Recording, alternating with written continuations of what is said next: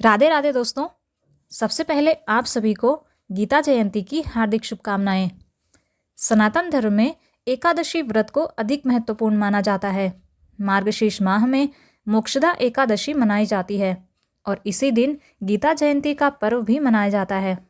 इस शुभ तिथि पर संपूर्ण जगत के पालनहार भगवान विष्णु और उनके परमावतार भगवान श्री कृष्ण की विशेष पूजा अर्चना की जाती है। ऐसा करने से जातक को सुख शांति की प्राप्ति होती है। क्या आपको पता है कि मोक्षदा एकादशी के दिन गीता जयंती क्यों मनाई जाती है? सनातन शास्त्रों में इस बात का उल्लेख किया गया है कि मार्गशीर्ष माह के शुक्ल पक्ष की एकादशी तिथि यानी मोक्षदा एकादशी के दिन भगवान श्री कृष्ण ने अर्जुन को गीता का उपदेश दिया था। इसी वजह से हर साल इसी तिथि पर गीता जयंती मनाई जाती है। गीता जयंती का पर्व भगवत गीता के जन्म को समर्पित है। वर्तमान में हम सभी सांसारिक कार्यों में इतने व्यस्त हैं कि हमारे लिए वैदिक साहित्यों का अध्ययन कर पाना संभव नहीं रह गया है। ऐसे में केवल एक पुस्तक श्रीमद् भगवद गीता ही पर्याप्त है। ये समस्त वैदिक ग्रंथों का सार है। इसका प्रवचन स्वयं श्री कृष्ण ने किया है। भगवत गीता भगवान के मुख से निकली है। अतएव जिसने एक बार श्रीमद् भगवद गीता पढ़ ली उसे कोई और वैदिक ग्रंथ पढ़ने की आवश्यकता ही नहीं रह जाती है। सारे वेदों का, उपनिषदों का अमृत सरल भाषा में जिस ग्रंथ में है और जो सभी तक पहुँचे वह ग्रंथ है श्रीमद् भगवद गीता। श्रीमद् भगवद गीता में कुल मिलाकर 18 अध्याय और 700 श्लोक हैं। गीता केवल हिंदू सभ्यता को ही मार्गदर्शन नहीं देती, ये जातिवाद से कहीं ऊपर मानवता का ज्ञान देती है। ये सबसे पवित्र और मानव जाति का उद्धार करने वाला ग्रंथ है। शास्त्र कहते हैं कि गंगा जल पीने से मोक्ष की प्राप्ति होती है, लेकिन उसके लिए क्या कहा जाए जो भगवद गीता का अमृत पान करता हो। भगवद गीता महाभारत का अमृत है और इसे भगवान श्री कृष्ण ने स्वयं सुनाया है। भगवद गीता भगवान के श्रीमुख से निकली है और गंगा भगवान के चरण कमलों से निकली है। निसंदेह भगवान के श्रीमुख और श्री चरणों में कोई अंतर नहीं है, लेकिन निष्पक्ष अध्ययन करके हम पाएंगे कि भगवद गीता गंगा जल की अपेक्षा अत्यंत महत्वपूर्ण है।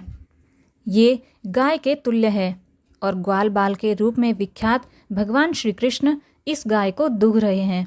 अर्जुन बछड़े के समान है और सारे विद्वान तथा शुद्ध भक्त भगवद गीता के अमृतमय दूध का पान कर रहे हैं।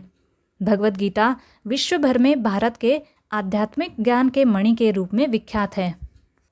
कलयुग में गीता ही एक ऐसा ग्रंथ है जो मनुष्य को सही गलत का बोध कराती है। गीता का ज्ञान मनुष्य मात्र का मंगल करने की सत्प्रेरणा देता है, सद्ज्ञान देता है। गीता सिखाती है कि भोजन कैसा करना चाहिए जिससे आपका तन तंदुरुस्त रहे, व्यवहार कैसे करना चाहिए जिससे आपका मन तंदुरुस्त रहे, और ज्ञान को कैसे सुनना व समझना चाहिए जिससे आपकी बुद्धि में ज्ञान ध्यान का प्रकाश हो जाए। जीवन कैसे जीना चाहिए कि मरने से पहले मौत के सिर पर पैर रखकर आप अमर परमात्मा की यात्रा करने में सफल हो जाएं। ऐसा गीता का दिव्य ज्ञान है। भगवान श्री कृष्ण द्वारा अपने प्रिय मित्र अर्जुन से कथित गीता के सारयुक्त 700 श्लोक आत्म साक्षात्कार के विज्ञान हैं, मार्गदर्शन का अचूक कार्य करते हैं। गीता का ज्ञान जिसके जीवन में उतरा, गीता उसकी हताशा निराशा को दूर कर देती है। हारे हुए थके हुए को भी गीता अपने आंचल में आश्वासन देकर प्रोत्साहित करती है। गीता वास्तव में चरित्र निर्माण का सबसे बड़ा और उत्तम शास्त्र है।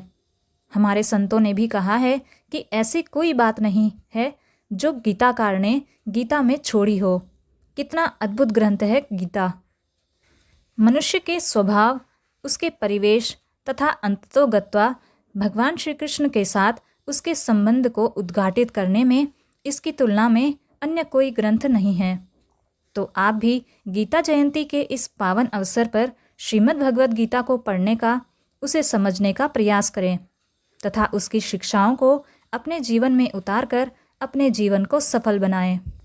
दोस्तों, वीडियो अगर अच्छी लगी हो तो वीडियो को लाइक कीजिए और ज़्यादा से ज़्यादा शेयर कीजिए। धन्यवाद।